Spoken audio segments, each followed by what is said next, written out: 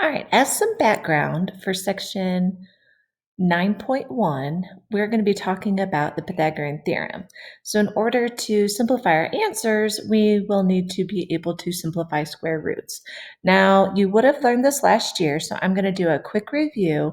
And honestly, most basic scientific calculators will do this for you. So if you have access to one that we have at school, they do them as well.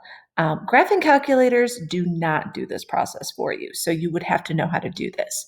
So basically, what we're looking for are the perfect square numbers like 4, 9, 16, 25. Because when you take a square root, you're looking for the same number 2 times 2, 3 times 3, 4 times 4, 5 times 5.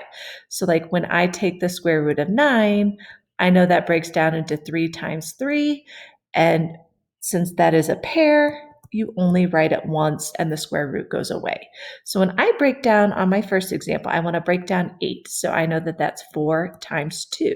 So really that's the square root of 4 times the square root of 2. They still get multiplied separately. So we know that the square root of 4 is 2, and then 2 is a prime number, so that's going to stay. So the square root of 8 can be simplified as 2 root 2. For the second example, the same idea.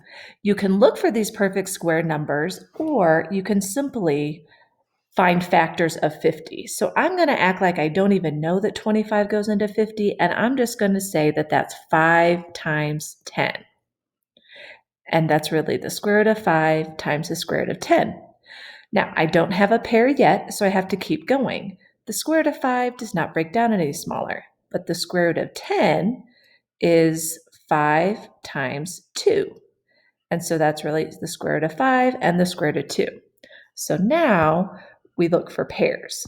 Since root 5 and root 5 are a pair, they cancel each other out and it comes in front of the root sign. And the 2 is single, so it gets to stay. So the square root of 50 can be simplified as 5 root 2.